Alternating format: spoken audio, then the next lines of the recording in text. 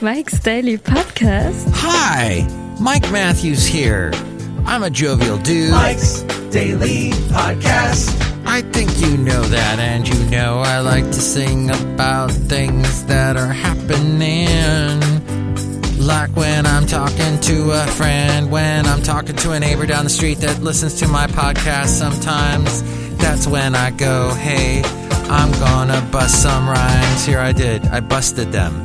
I busted them badly. They're busted, and I'm like, Mike's Daily Podcast. And this is episode 2099. That means tonight we're going to party like it's 2099. Wow. Mike's Can you believe it? Daily We've left this millennium. Podcast. How did that happen? Yeah! We lived through 1999. Now it's 2099. What the heck? It's going so fast. Woo! Yes, 2099. And soon it will be 2100. Episode 2100. I will probably do one tomorrow, so we'll see how that goes. But yes, one of those days today where I had a nice, enjoyable walk on a path that I haven't walked in a long time. The last time I did was with my dog back when he was healthy and younger and could walk on his own, and before our long journey into night, as it were, as it ended with Basil the boxer about 2 weeks ago. And we've now I've talked to several people over the past couple of days that didn't know, or maybe they did know. I told them, but now they're checking up on me, seeing how things are going. And overall, I have to say, I think I'm okay. But here's what I'm finding is that when I see someone walking a dog that reminds me of Basil the boxer, I will oftentimes just stare at the dog and go, wow, yeah. No, I wouldn't have changed a thing. It was good. Here's today's podcast picture. The whole thing was good. Looking at memories, I very seldom feel the pang of regret, but you're going to feel it no matter what. We had about, let's see, what was this interesting 8 years ago. Wow. 8 years ago, I was at Yosemite. Back then I was married, and then we also had visiting me my cousin, the one that you hear at the beginning of the show go, Mike's Daily Podcast. Anki was visiting us, so we decided to go to Yosemite, and there's some cool pictures from that. Basil, he didn't get to go. Yeah, he didn't get to go because, well, I don't think they allow dogs at Yosemite. I think that was the issue. That, and my wife at the time was like, no. I don't want to have Basil with us. It's too much trouble. Yet she was the one that wanted to get a dog. So, okay, we got a dog. We leave him at home all the time. That's great. No, but we did. Or maybe I'll have a picture from Monterey, which is where she ended up. My then wife is now, well, she's no longer in Monterey, but she was in Monterey for a while. But before our thing ended, we went to the Monterey with my cousin. And ironically, years later, she would get married and move to Monterey. My ex-wife. There you go. There's just the whole world circles. Like that Post Malone song, Circles. Running in circles thing. And he believes in UFOs. He's seen UFOs, apparently. So who am I to judge? But you can see a picture of something from 8 years ago at MikesDailyPodcast.com. One of the trips, maybe Yosemite, maybe Monterey. The fun up here of the Bay Area. So much to see and enjoy. And what? Sean Penn married his girlfriend. Australian-American actress Leela George. Leela George? Who is Leela George? I don't know that person. I did watch last night another episode of Psych. And boy, talk about a show that no one gives a crap about. I tell you, I mentioned that show to people and they're like, what? And, well, you never can tell. People, it's interesting is people are watching the most obscure things. And I don't have a clue who Leela George is. And when you look her up, Mortal Engines, The Kid, and Mother, May I Sleep with Danger are her movies. She's 28. And how old is Mr. Sean Penn these days? He's got to be in his 50s. Looks like Will Ferrell had a birthday. He's now 53. Sean Penn, he's got to be in his 60s by now. He is 59. Yeah, just about. Born in Santa Monica. And that guy never left Santa Monica. I remember I saw him in Santa Monica, as a matter of fact, with, is it Timothy Hutton? I think he was with him. The two of them were sitting in a little patio area of a restaurant. They were by themselves, just kind of people watching.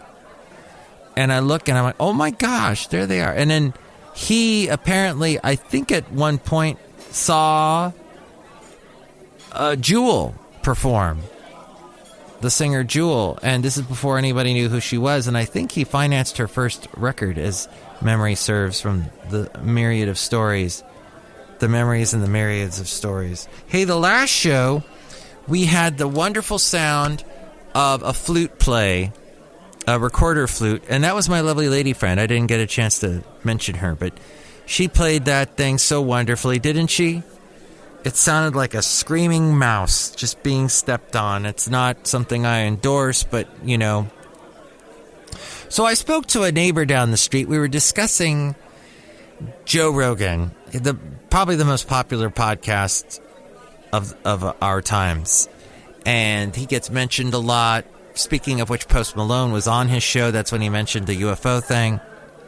I'm not a fan. That may shock you or not shock you. This neighbor of mine, also not a fan. And something to the effect was said, I don't get it. Some of us don't get it. Like some of us don't get psyched. But my point is, I don't know why people waste time listening to Joe Rogan when there are so many other podcasts. I was trying to explain to my neighbor that in the podcast world, so many podcasts don't get listened to because they get pushed to the bottom by these huge numbers Joe Rogan gets. As we go outside a cafe anyway, we bring you Mike's Daily Podcast somewhere in Podcaster Valley, Mont, here at Cafe Anyway, the last place on earth. How on earth do any of these podcasts that have not, no big names, no Adam Curry. Who's Adam Curry? MTV, remember? No, well, Adam Carolla, no big celebrities. Aisha Taylor, is it? She has a podcast. The finest pleasure is kindness to others. So probably I shouldn't speak mean about any of these podcasts. But dang it, that they're the profitable ones, and I think they scare a lot of other podcasters from doing it. It's similar to any other art in this world. You have big budget movies, big blockbusters with millions and millions of dollars spent on these movies, big Marvel movies, and then who else? Small movie maker. Who's that? And how is the small movie maker going to get a movie made when these huge big budget things are happening and people only go see those movies? I guess we can be thankful for people like Netflix. I guess they're trying to help out the smaller time, lesser known filmmakers. And then there's YouTube too that equalizes. Well, then again, if you just open up your YouTube, the first thing that hits you is something that was paid for, probably something they put a lot of money, spent a lot of money on YouTube ads, and so that's why you see it at first. Speaking of YouTube, I should probably make my little video. But yeah, you do get more honey with bees. Wait, what? Is that how it goes? Or you get more bees with honey, or something to that effect. Kindness helps. And to just bash everything, maybe not smart. Maybe it doesn't show any kind of intelligence. Or, just... hang on, let me get rid of this.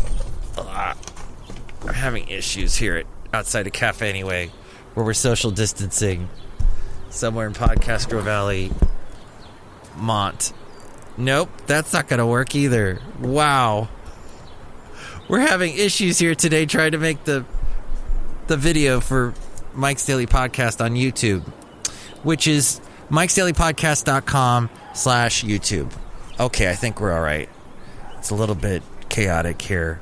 I'm getting a little bit of natural sunlight. It's not helping at all. Wow. I'm trying to read the script, but I can't because I'm trying to focus on the camera. How do politicians do it?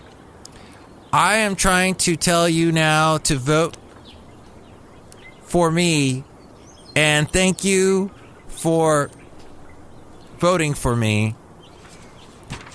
Nah, this isn't going to be the best YouTube video I ever made. I'm just going to have to admit it. I'm just going to have to say it. Just it's not happening today. All this natural light hitting my head isn't helping me. I'm getting that. What is that time called? The magic hour. We're a couple hours outside of the magic hour. Dang, I need all the magic I can get, but that's what we have here. The magic hour is when the sun sets. A lot of music videos, music videos, romantic movies, they use that magic hour sunlight. It's so nice. I've really made a mess here. I should clean up. Hey, that's pretty much all I have today. I don't have a whole lot. I guess it's interesting because I had a discussion with someone after we had a pretty heated discussion the day previous. We had a much calmer discussion, this person and I think we've worked it out. But it's interesting because I was, some days you're just and Garth Brooks has a great song about it, actually, when he's singing about his dad. I forget what it is. The night the dad, the night, Garth Brooks, the night the old man, I called the old man out. Yes, that's a great song. I know, even if you hate country, you need to listen to it if you ever had an issue with your dad. And who hasn't had an issue with their parents? Oh my gosh, you could have the best relationship ever, and something's going to happen. Something's going your mom or someone's going to say, "Oh, I remember back when you were thin," or I remember when you had hair. And you're just somebody says something that just sets everybody. They know the buttons to press, right? So listen to that Garth Brooks song, "The Night I Called the Old Man Out." I would like to thank you for listening to the show. There's a couple of people outside a cafe anyway. Let's say hi out to them here as we are on the penultimate podcast. Almost at 2100. Dang.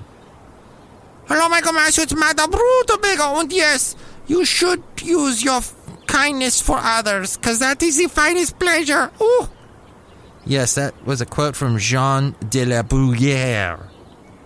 And I got it from a tea bag. What? No. I can say that word. I drank some tea, and in order to drink tea, you need tea leaves, and they're often in a bag that gets put in a cup. Yes, Michael Matthew, that's true. Oh. Do you like tea? Yes. Do you like the root beer that the brewmaster makes here at Cafe Anyway? Yes. Can I borrow your face mask? No. Oh yeah, never borrow anybody's face mask, everybody. It is so weird now. It's so funny when you're walking, like I was on a trail today, and you're passing by somebody going the opposite direction. And let's say neither one of you is wearing a mask, but you put one on as you get closer to each other. And then in order to overcompensate for what looks like how you insulted them in some way, like, "You stink, I'm going to put this mask on." I find we overcompensate. This is me. I don't know if you've seen this, but I end up waving, and people wave to me after they put the mask on. It's like, I don't mean to offend you or anything, but I got to put this mask on because I don't know what you got coming out of you that might end up infecting me, so to speak. If you got the coronavirus that's going to infect me. Masks. Look who else is here. Hello there, Mike. This is Valentino, the parking attendant. And this is Bison Bentley. Do you know that? I like tea. Yeah, tea. Do you know that? Next show, it'll be the wonderful Chely Shoehart, Floyd the Floorman, and John Deere, the engineer.